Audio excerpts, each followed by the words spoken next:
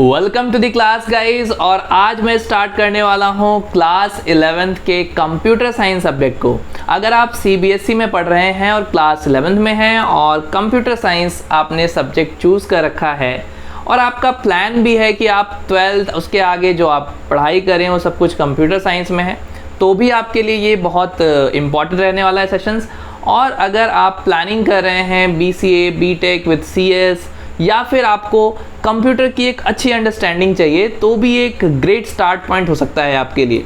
तो अगर आप इनमें से कुछ भी कर रहे हैं तो आप बने रह सकते हैं। और हम स्टार्ट करने जा रहे हैं क्लास 11th के फर्स्ट चैप्टर को इस वीडियो में। तो जैसा कि आप देख रहे हैं कि चैप्टर 1 जो है वो कंप्यूटर सिस्टम के बारे में कह रहा है कि कंप्यूटर सिस्टम, तो स्टार्ट पॉइंट है ये काफ़ी, इसलिए बहुत बेसिक से लेके चलूँगा। ज़्यादातर क्या होता है कि ये जो हमारे चैप्टर्स होते हैं वो थ्योरेटिकल बच्चे समझते हैं और फिर उसको रट के या वैसे ही लिख के आ जाते हैं। बाद में उनसे जब कुछ पूछा जाए कुछ कि कितना समझ आया आपको, तो वो फिर रटा हुआ चीज़ बोलते हैं। तो मैं आपको प्रैक्टिकल पॉइंट ऑफ व्यू से चीज़ें समझाने की कोशिश करूँगा, क्योंकि यहाँ पे अगर आपने बेस अच्छा पकड़ लिया तो आपको कंप्यूटर की अंदर की आर्किटेक्चर और पहले क्या इतिहास रहा है ये सब कुछ आपस में कनेक्टेड नज़र आएंगे और आपको एक अच्छी अंडरस्टैंडिंग हो पाएगी। तो चलिए शुरू करते हैं। बात करते हैं कि कंप्यूटर सिस्टम क्या है, व्हाट इज़ कंप्यूटर सिस्टम। तो हमने जनरली देखा होगा कि a computer is an electronic device that can be program to accept data input, process it and generate result. ये हम सबसे अच्छी डेफिनेशन जो मुझे भी लगती है। और इसको समझना इस तरह से है कि कंप्यूटर सिस्टम क्या है, जिसको हम इस तरह से प्रोग्राम करें कि वो इनपुट ले डेटा के फॉर्म में, जैसे हम कीबोर्ड से माउस से कुछ इनपुट दें, उसको वो समझे, प्रोसेस करे और उसके बाद क्या करे, रिज़ल्ट दे, यानी आउटपुट दे स्क्रीन पे या स्पीकर पे, कहीं भी आउटपुट डिवाइस पे। ठीक है, तो ऐसे इलेक्ट्रॉनिक सिस्टम को हम क्या बोलते हैं, कंप्यूटर बोलते हैं। अब उसके बाद क्या कह रहा है, अब कंप्यूटर जब आप देखते हैं तो आपके पास क्या दिखता है, आपको सामने तो हार्डवेयर दिखता होगा। ठीक है, सामने अगर आपके पास आउटपुट डिवाइस स्क्रीन पड़ी है या फिर आप माउस कीबोर्ड यूज़ कर रहे हैं, सब हार्डवेयर डिवाइसेस हैं। बट ये हार्डवेयर डिवाइसेस अकेले नहीं चलते हैं, along with the hardware and software together ये मिल के क्या बनाते हैं, कंप्यूटर सिस्टम को बनाते हैं। तो ये डेफिनेशन है कंप्यूटर सिस्टम की, जिसको समझने के लिए मैंने आपको ये समझाया कैसे हो रहा है। अब कंप्यूटर सिस्टम की बात हो रही है तो एक क्वेश्चन दिमाग में आना चाहिए कि फिर कंप्यूटर सिस्टम क्या क्या हो सकता है। क्या एक कैलकुलेटर कंप्यूटर है? यस, कैलकुलेटर भी कंप्यूटर है, क्योंकि आप इनपुट देते हैं, उसमें बटन्स होते हैं, फिर वो उसको प्रोसेस करके कुछ कैलकुलेशन अगर आप परफॉर्म कर रहे होते हैं तो फिर वो आपको आउटपुट जनरेट करके देता है, राइट। तो वो भी एक क्या है, कंप्यूटर ही है। आपका स्मार्टफोन, आजकल देखा होगा आपने, वो हर वो चीज़ जो आप एक मोबाइल फ़ोन से करते हैं वो कंप्यूटर से भी कर सकते हैं, ज़्यादातर चीज़ें। तो कहीं ना कहीं मोबाइल फ़ोन भी आपका एक कंप्यूटर है। तो ऐसे ही जो कंप्यूटर की डेफिनेशन बताई गई है उसके अंदर जो आपको लगता है कि ऐसा इसमें होता है, तो वो भी एक कंप्यूटर डिवाइस है। जो भी डिवाइस कंप्यूटेशनल परफॉर्म कर पाए, इनपुट ले पाए, आउटपुट दे पाए, वो कंप्यूटर है। ठीक है, तो चलिए आगे बढ़ते हैं और समझते हैं बहुत इंपॉर्टेंट कॉन्सेप्ट को, और वो है कि CPU क्या है। ठीक है, देखो गाइज, आपको लग रहा होगा क्योंकि मेरे जो लेक्चर्स रहे हैं वो ज़्यादातर कॉलेज के स्टूडेंट के रहे हैं, पर ये स्टार्ट स्कूल लेवल के बच्चों के लिए है, तो ये इसलिए मैं आपको काफ़ी डेप्थ में और बेसिक टॉपिक्स पढ़ा रहा हूँ। बट समझिएगा, अंडरस्टैंड करिएगा, बहुत इंटरेस्टिंग रहने वाला है। तो अब CPU की बात करें, CPU क्या है। तो आपने देखा होगा, एक अगर आपके पास पर्सनल कंप्यूटर होगा तो CPU का एक बॉक्स सा आता था। ठीक है, अब तो खैर लैपटॉप यूज़ करते हैं हम लोग, तो लैपटॉप तो बहुत स्मॉल होता है। तो CPU क्या होता है देखते हैं। It is an electronic circuitry of a computer that carries out the actual processing and usually referred as a brain of the computer। तो ये एक इलेक्ट्रॉनिक सर्किटरी है जिसको ब्रेन भी बोलते हैं हम लोग। आपने देखा हो CPU को हम ब्रेन बोलते हैं कि एक्चुअली प्रोसेस यहाँ से होता है। ठीक है, प्रोसेसर भी बोल देते हैं कई बार इसको।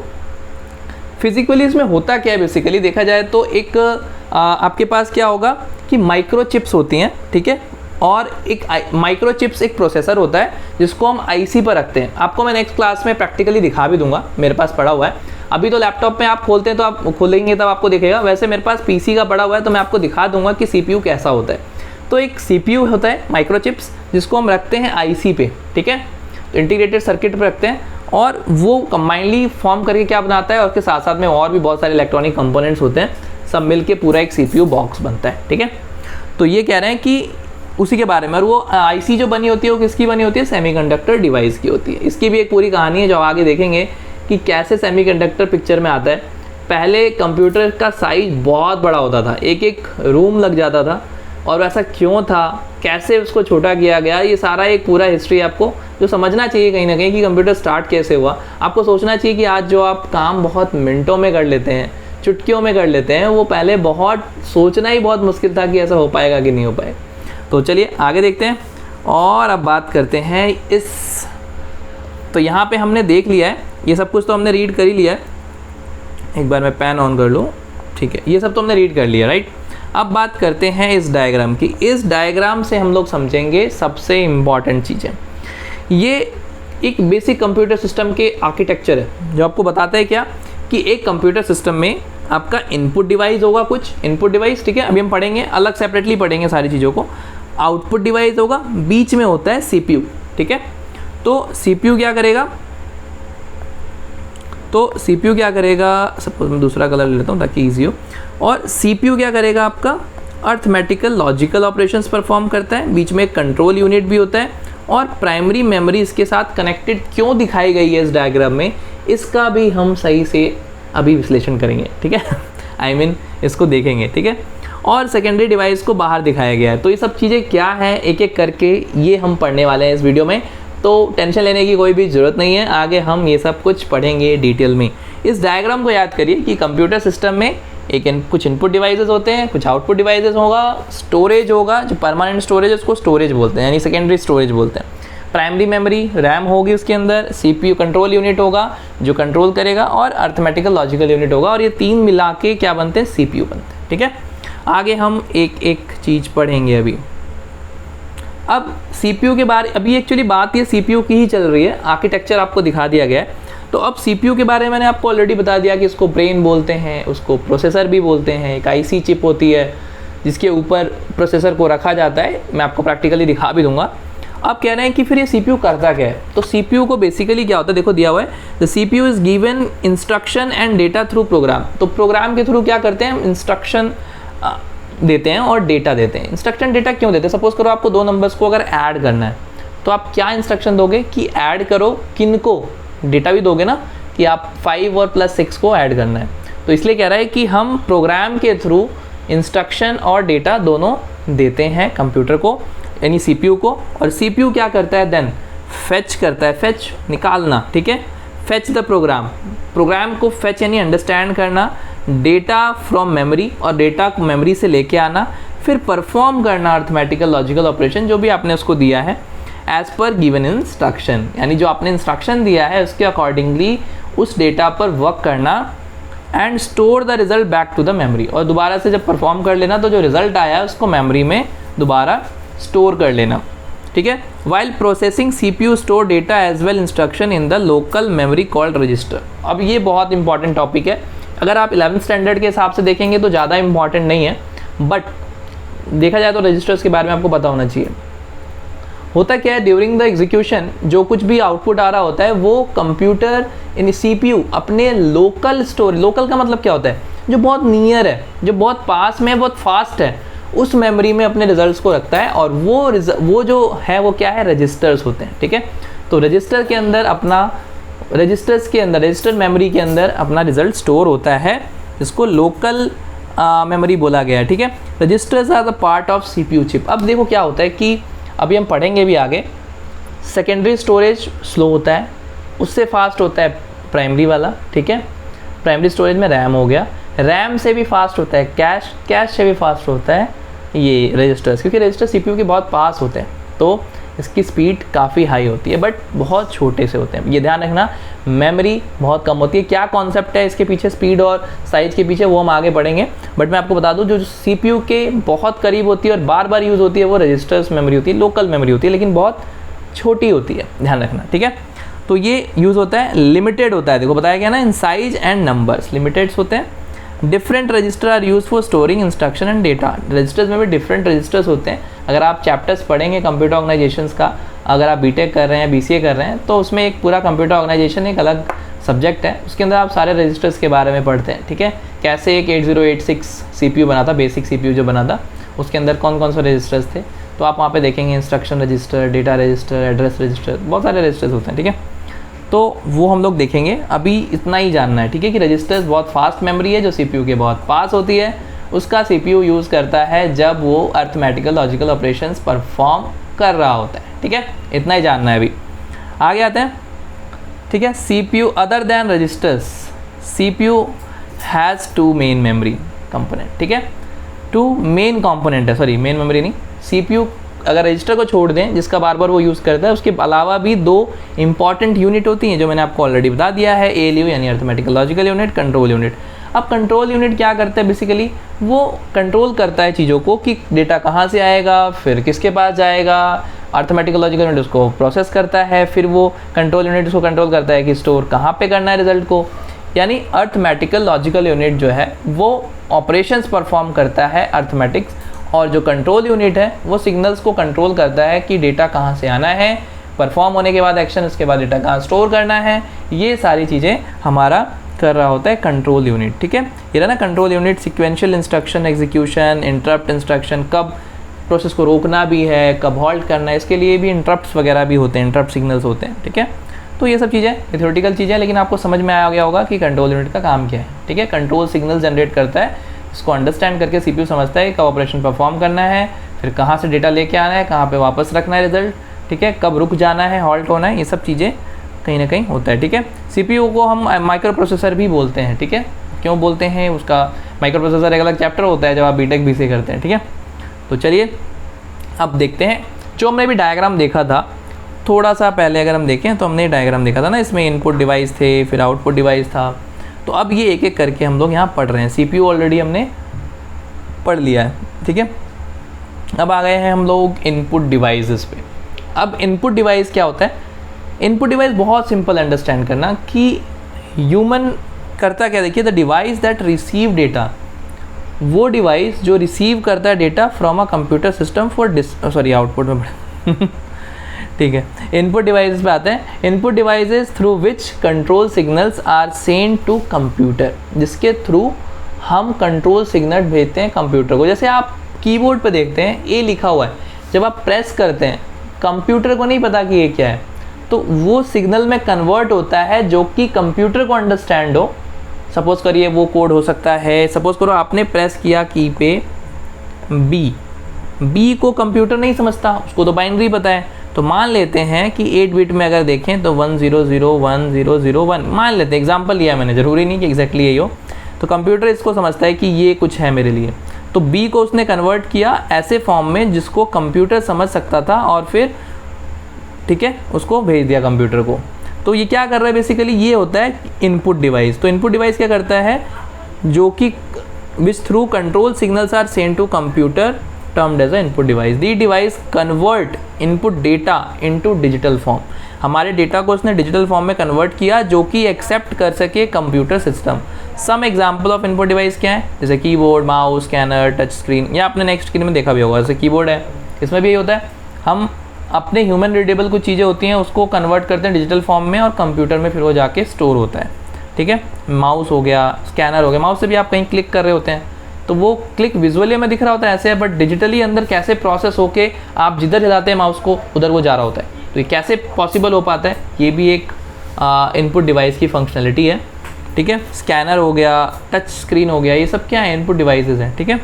तो ये सारे इनपुट डिवाइसेस, ध्यान रखना है कि जब भी आप कुछ टाइप कर रहे होते हैं, कीबोर्ड में लिख रहे होते हैं, तो उस टाइम पे मेन मेमोरी यूज़ हो रही होती है। जब उसको अगर परमानेंट स्टोर करना है तो आपको फाइल सेव करनी पड़ती है, तब वो आपके सेकेंडरी स्टोरेज में जाके सेव हो जाता है। तो इनपुट डिवाइस मैंने आपको बता दिया। कैसी लग रही क्लास, आगे बढ़ते हैं। आउटपुट डिवाइस भी पढ़ लेते हैं।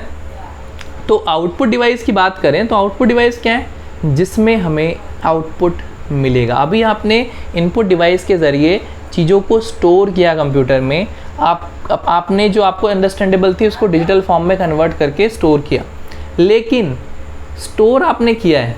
अब वो चीज़ अगर आपको देखनी है तो आपने अगर बी स्टोर यानी कीबोर्ड पे बी प्रेस किया था, तो आपको डिस्प्ले पे जब बी दिखाऊंगा तभी आप मानेंगे ना कि आपने बी प्रेस किया था तो बी वहाँ पे आया।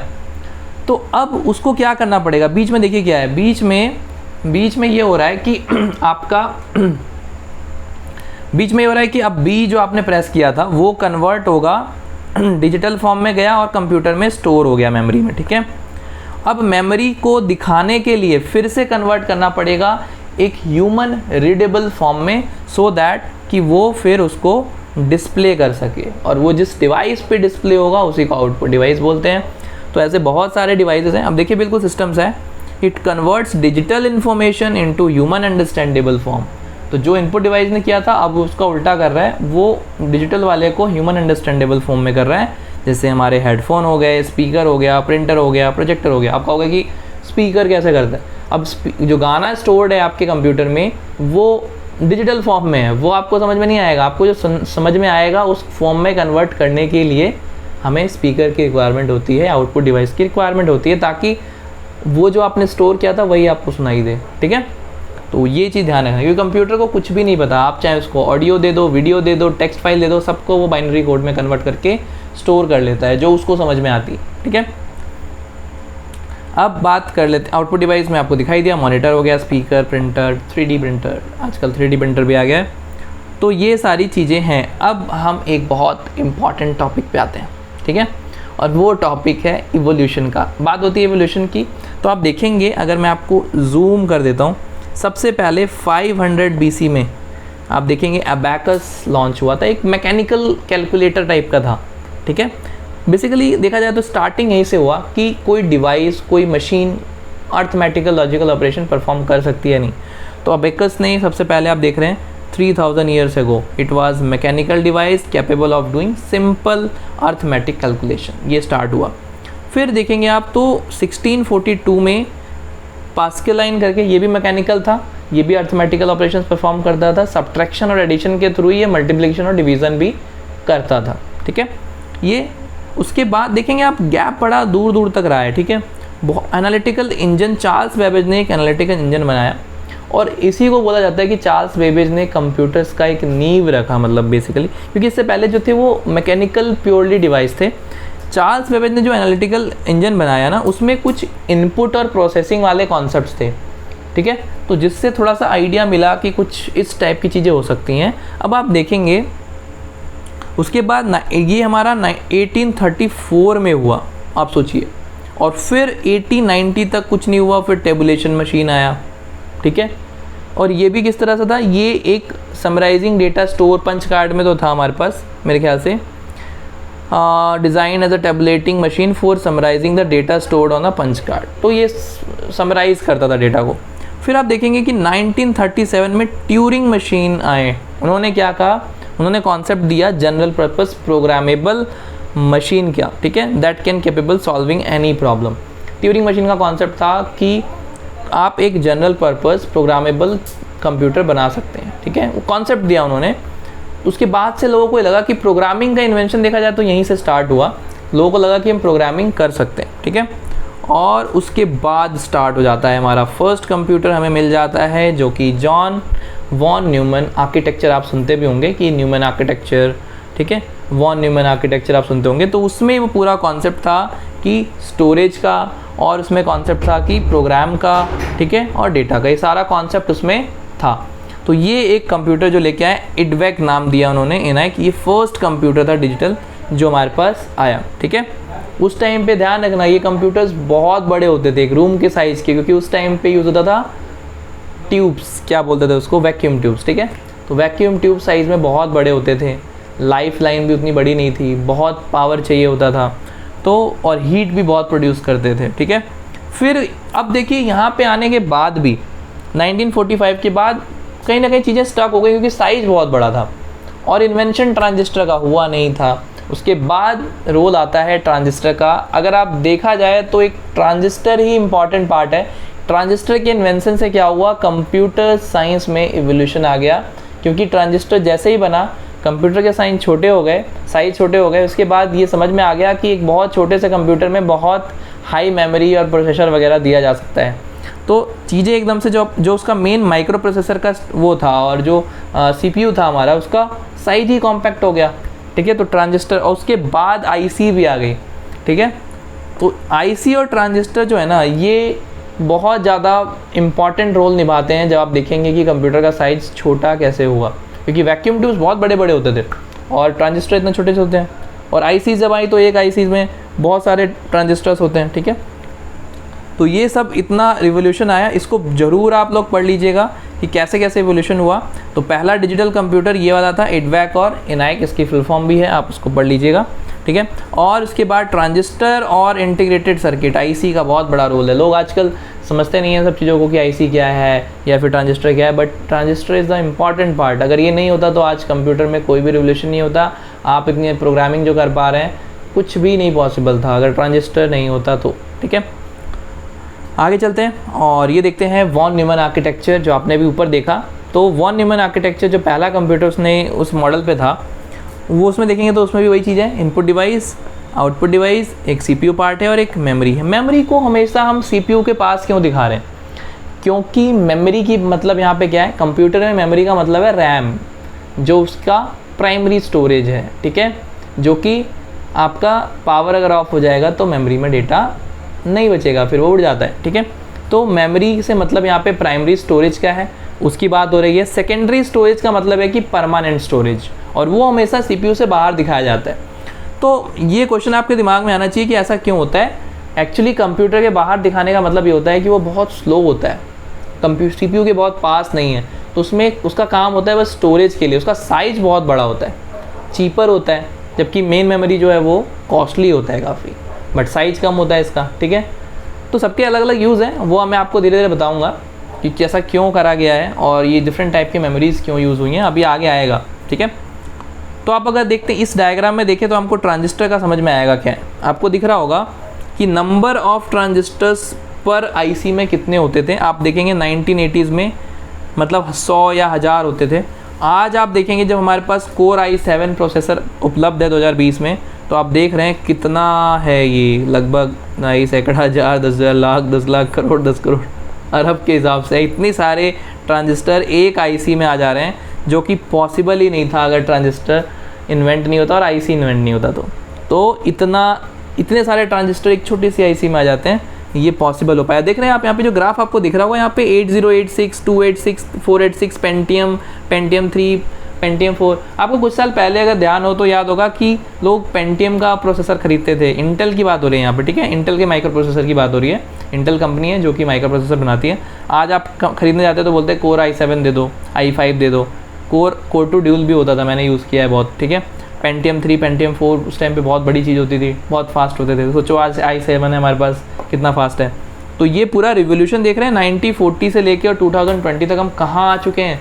कैन यू इमेजिन कि इतना कुछ बदल गया है कंप्यूटर साइंस में। तो एक्सपोनेंशियल ग्रोथ हुआ है, ठीक है, आईसी के आने से ओवर द टाइम। और इसी की वजह से आज हम एक स्मॉल छोटा सा डिवाइस मोबाइल फ़ोन बना पाए हैं। आज मोबाइल फ़ोन में भी आप रैम देखते हैं, 16 GB मेमोरी, ये वो प्रोसेसर, ये स्नैपड्रैगन प्रोसेसर, ये वो देखते हैं। ये सब कुछ पॉसिबल हो पाया क्योंकि आईसी आ गया हमारे पास, ठीक है। अब बात करते हैं यूनिट्स ऑफ मेमोरी की। तो अब मेमोरी की बात हो रही है, तो मेमोरी को नापने के लिए कि कितनी मेमोरी है, ये आप यूनिट भी रखेंगे। जैसा कि मैंने बताया, कंप्यूटर से बाइनरी अंडरस्टैंड करता है। तो बाइनरी यानी ट्रू और फॉल्स, यानी यादर 0 और 1। तो एक बाइनरी नंबर को, डिजिट को स्टोर करने के लिए, ठीक है, ये 1 एक बिट हुआ, ठीक है, एक बिट होता है। तो आपको मैं अगर दिखाऊं तो थोड़ा सा अगर करने के लिए, तो 4 बिट को मिला के बनता है क्या, निबल बोलते हैं। निबल बोल रहा हूँ, निब्बा नहीं बोल रहा हूँ, ठीक है ठीक है। 4 बिट, 8 बिट को यानी 8 बिट को मिला के क्या बनता है हमारा, बाइट बनता है, 1 बाइट, ठीक है। तो ये यूनिट बेसिक यूनिट है जो आपको पहले पता होना चाहिए। उसके बाद हम देखेंगे इस वाले पे कि क्या है। अब उससे ऊपर होता है, क्योंकि निबल हो गया, फिर बाइट हो गया। अब देखिए आप 1 KB में 1024 बाइट हैं, ठीक है। आपने नॉर्मली देखा होगा कि किलोग्राम इन सब में 1000 का होता है, इसमें 1024 क्यों है, क्योंकि मैं आपको बताऊंगा 2 के पावर में होता है। इसमें 2 के पावर में 1024 ही होगा, ठीक है। वो आपको कॉन्सेप्ट में पूरा समझाऊंगा, नंबर सिस्टम जब हम लोग पढ़ेंगे। अभी आपको देखना है कि 1 KB में, ये किलो बाइट है, 1 KB में 1024 बाइट होते हैं, 1024 बाइट्स होते हैं। फिर उससे बड़ा होता है MB में फिर वही 1024 KB होता है, ठीक है। GB में 1024 MB होता है, ठीक है। फिर TB में 1024 GB होता है। तो बेसिकली देखा जाए तो हर बार क्या हो रहा है, ऊपर वाली यूनिट इधर आ जा रही है, ठीक है। ऐसे ही आपका उससे ऊपर पेटाबाइट होगा, फिर आपको एक्साबाइट है, फिर जेटाबाइट है, फिर योटाबाइट है, ठीक है। कितना मेमोरी साइज़ है आप इसमें, तो बेसिकली मेमोरी साइज़ को हम इसमें नापते हैं। अभी भी हम रैम लेने जाते हैं तो GB में ही लेते हैं, ठीक है, 16 GB। तो ज़्यादातर जो हमारा यूसेज है वो GB और TB में चला जाता है, ठीक है। टेराबाइट में सेकेंडरी स्टोरेज हम लोग लेके आते हैं। अभी पेटाबाइट उतना ज़्यादा जनरल यूज़ नहीं है, पर होता है, ठीक है। बहुत कंपनीज़ जो यूज़ करती हैं। जनरल पर्पज़ में तो आप ये इन्हीं 4 यूनिट को ज़्यादा यूज़ करते हैं, बट आपको पता होना चाहिए कि कौन यूनिट क्या है, ठीक है। तो अगर मैं पेटाबाइट की बात करूँ तो वो अपने 1024 टेराबाइट होगा, ठीक है। तो एक यूनिट आप इधर देख रहे हैं कि किस तरह से कनेक्शन है। ये बाइट जो है फिर ये बन जाता है, फिर आपको 1024 अगर आप 2 की पावर 10 से बस मल्टीप्लाई हो रहा है हर बार, ठीक है। अगर आप देखें मैंने 8 बिट इज इक्वल टू बताया था 1 बाइट, इसको मैंने मल्टीप्लाई कर दिया 2 टू द पावर से 10 से, तो 8 इज इक्वल टू 1 KB हो गया, ठीक है। हर बार ये फिर 2 की 10 से मल्टीप्लाई हो रहा है बेसिकली, ठीक है। तो यूनिट समझना बहुत ईजी है, इसमें कुछ भी डिफिकल्ट नहीं है। तो अब किलो बाइट का मैंने बताया, इससे अब मैं MB की बात करूँ तो वो फिर 2 की पावर 10 से, ठीक है। तो मैं यहाँ पे बताता हूँ, तो यहाँ पे 2 की पावर फिर 10 से, फिर मल्टीप्लाई कर दिया किसको, पहले ऑलरेडी 2 की पावर 10 और 8 मिल के बाइट था, तो अब ये MB हो गया, ठीक है। तो ये 2 की पावर 10 से बार बार मल्टीप्लाई हो रहा है, बेसिकली ये है, ठीक है। तो ये मेमोरी के यूनिट्स हो गए। यूनिट्स मैंने आपको बता दिए कि कैसे होता है, काम कैसे करते हैं। अब बहुत इम्पॉर्टेंट टॉपिक आ गया है और ये आपको बहुत अच्छे से पढ़ना चाहिए, और वो है टाइप्स ऑफ मेमोरी। मैंने आपको बताया मेमोरी के अलग अलग टाइप होते हैं, ठीक है। तो प्राइमरी मेमोरी सबसे पहला जो हम पढ़ते हैं वो है प्राइमरी मेमोरी। प्राइमरी मेमोरी नाम से पता चल रहा है कि बहुत प्राइमरीली जो यूज़ होती है। तो ये बात कर रहे हैं यहाँ पे रैम की। यहाँ पे आपके पास पूरा लिखा हुआ है, थ्योरेटिकल आप पढ़ लीजिएगा। ये बहुत एसेंशियल कंपोनेंट होता है, ठीक है।